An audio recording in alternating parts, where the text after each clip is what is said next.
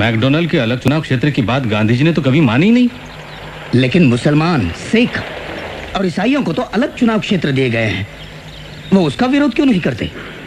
सिर्फ हमें ही परे रखने की कोशिश क्यों कर रहे हैं वो? महात्मा जी के तरीकों की गहराई को समझना हम सामान्य जनों के बस में कहा। लेकिन महात्मा भी कोई अमर व्यक्ति नहीं है, ना ही कांग्रेस। महात्मा जी का विरोध करने के बजाय आप ये क्यों नहीं मान लेते कि वो छुआछूत दूर करने की बात को गंभीरता से ले रहे हैं? बहुत सारे महात्मा हिंदुस्तान में आए जिनका उद्देश्य छुआछूत दूर करना तो था, लेकिन कोई भी सफल नहीं हुआ। महात्मा आए और महात्मा चले गए, लेकिन अछूत फिर भी अछूत ही रह गए। अम्बेडकर, अम्बेडकर, अम्बेडकर, बापूजी को बचाओ, अम्बेडकर, बापूजी को बचाओ, महात्मा गांधी जिंदाबाद, महात्मा गांधी जिंदाबाद, डॉक्टर अम्बेडकर, बापूजी को बचाओ, डॉक्टर अम्बेडकर, बापूजी को बचाओ, अम्बेडकर। आप लोग मुझे शांति से रहने क्यों नहीं देते? बहुत काम करना है मुझे। वहाँ गांधी जी खतरे में है और ये यहाँ शांति से जीना चाहते हैं। आप जाकर क्यों नहीं मिलते महात्मा जी से पूना में? आखिर क्यों? मैं जो चाहता हूँ मैंने बता दिया। मुझे काम करने दीजिए। कल सुबह मुझे कोर्ट जाना है एक केस के लिए। क्या पैसा कमाना तुम्हारे लिए गांधी जी की जिंदगी से ज्यादा जरूरी है?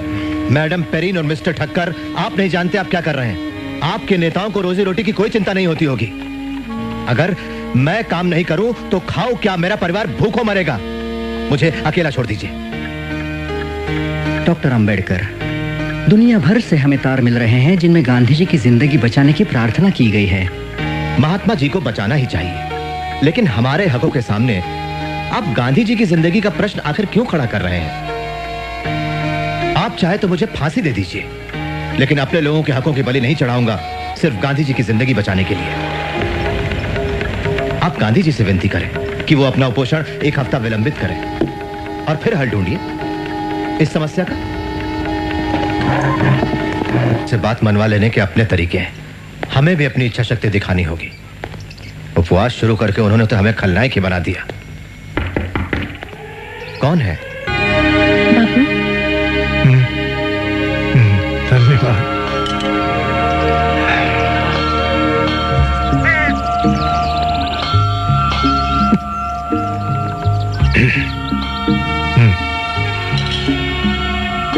वल्लभ भाई, मेरी ईश्वर के साथ लड़ाई शुरू होती है। आपके आराम करने से पहले बापू, पत्रकार आपसे मिलना चाहते हैं।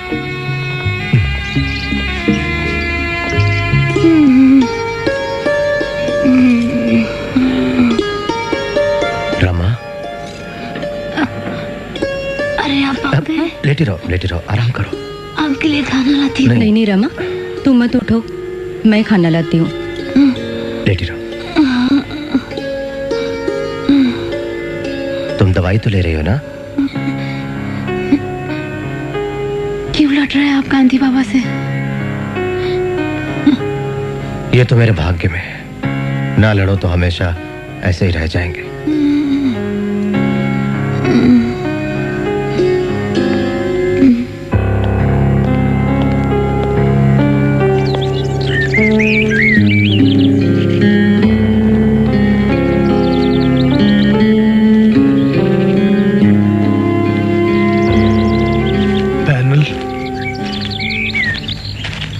कोई आपत्ति नहीं,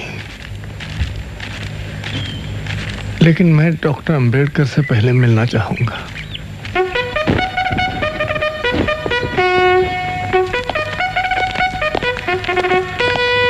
नमस्ते। नमस्ते।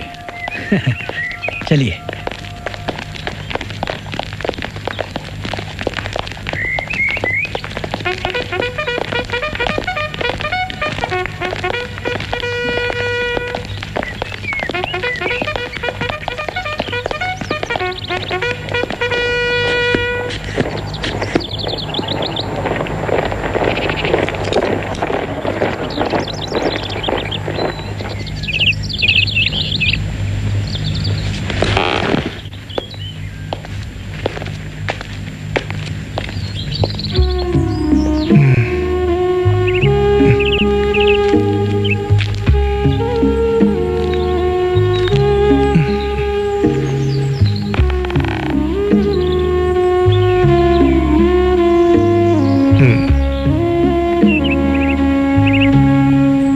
गांधी जी, आप बड़ी नाइंसाफी कर रहे हैं हमारे साथ।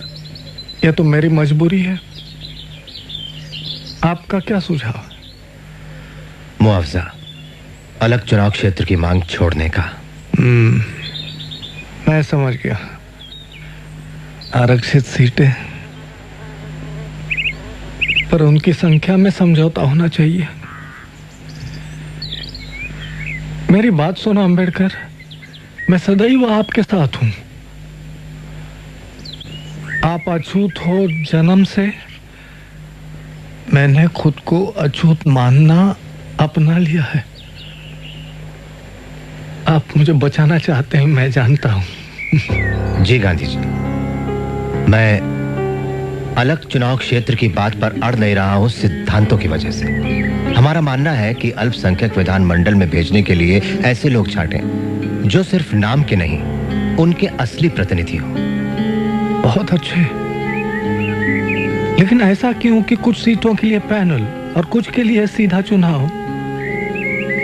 इससे तो एक अनैसर्गिक विभाजन हो जाएगा शोषित पीड़ित वर्गों में, और आपस में बंटवारा भी। क्यों ना पैनल के द्वारा प्रारंभिक चुनाव करें सभी सीटों के लिए? ठीक है, सभी सीटों के लिए पैनल मंजूर है मुझे। शाबाश। अब पैनल बनाओ 5 का बजाय 2 के। मैं आपको वचन देता हूं अंबेडकर, आज से मेरी पूरी जिंदगी इस देश से छुआछूत को जड़ से मिटाने के लिए ही अर्पित होगी। अब बाकी बातें विस्तार से इन साथियों के साथ। मैंने अपने बाकी साथियों से बात की है। प्रांतीय सभा के लिए वो लोग 126 से ज्यादा सीटें देने के लिए राजी नहीं होंगे, लेकिन हम लोग 197 सीटों की मांग पर अडिग हैं।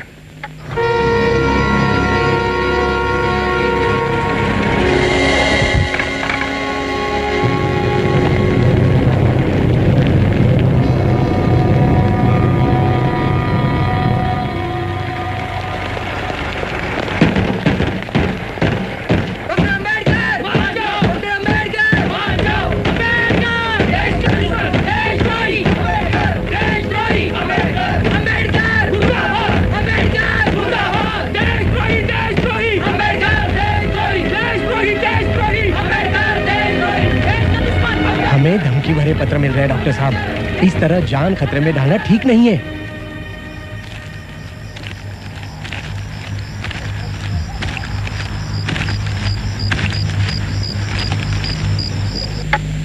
तो हम सहमत है 148 सीटें देने के लिए, और हिंदू सीटों में से 10% सेंट्रल असेंबली में।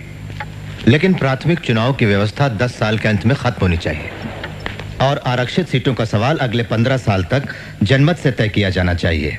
डॉक्टर अंबेडकर, सुरक्षित सीटों और अलगाव का पाप बढ़कर महापाप हो जाएगा अगर हम उसे खत्म करने का जिम्मा पीड़ित वर्ग की मर्जी पर छोड़ दे। और जनमत संग्रह के लिए 15 साल का समय मांग रहे हैं आप। मैं ये बिल्कुल नहीं मानता कि अगले 20 सालों में छुआछूत की प्रथा नहीं रहेगी, लेकिन जब सवर्णों को डेमोक्रेसी की तलवार का सामना करना पड़ेगा, तभी उनका अछूतों के प्रति अमानवीय व्यवहार बदल पाएगा। डॉक्टर अंबेडकर, आप समझते क्यों नहीं? गांधी जी की जिंदगी खतरे में है। तो क्या हुआ? तो क्या हुआ? ओह, माफ कीजिए। कोई बात नहीं, मैं किसी को साफ करने के लिए कह दूंगा। देवदास, बापूजी कैसे हैं? डॉक्टर ने कहा हालत गंभीर है, उनका ब्लड प्रेशर कम हो रहा है। उन्हें सांस लेने में तकलीफ हो रही है, वे बहुत कमजोर हो गए हैं। आपने सुना देवदास क्या कह रहा है? डॉक्टर अंबेडकर, मान जाइए, मान जाइए, जनमत की बात को ना उठाइए, मान जाइए।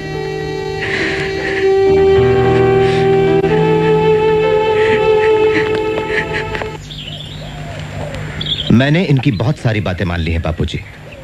197 से 150 सीटों पर आ गया। केंद्रीय विधानमंडल में 18% और पैनल में 4। मैं मानता हूं कि इस वजह से छुआछूत की प्रथा 15 या 20 सालों में गायब नहीं हो जाएगी। मेरा प्रस्ताव है कि इस मसले पर 10 सालों में पीड़ित वर्गों का मत संग्रह करा लिया जाए, लेकिन ये लोग इसका विरोध कर रहे हैं। आपका मतलब इससे सवर्णों की धीरज की अग्नि परीक्षा हो जाएगी? विचार बुरा नहीं, पर इतना इंतजार क्यों करें? क्यों न 5 साल में? सवर्णों के अछूतों पर सदियों से किए हुए अत्याचारों के खिलाफ अछूतों के अंदर जो पीड़ा और नाराजगी है, क्या उसे बयान करने की जरूरत है? तब भी आप सोचते हैं बापूजी कि 5 साल? जानता हूं आपको हक है अपने बचाव की मांगे करने का, पर अपनी इस मृत्युशैया पर लेटे हुए मैं आपसे उदारता की अपेक्षा रखता हूं। थोड़ी मोहलत मांगता हूं सवर्णों के लिए। उनका ईमान अब जागने लगा है अंबेडकर। कानूनी उपाय करेंगे इस वक्त तो फिर हृदय परिवर्तन और आत्मशुद्धि के इस कार्य में विलंब हो जाएगा। लेकिन बाबूजी, ठीक है जनमत, लेकिन 5 साल के अंदर।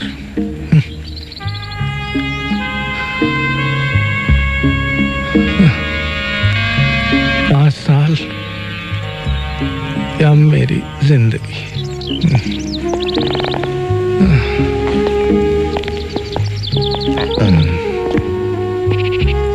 डॉक्टर अम्बेडकर, हमें अब चलना चाहिए।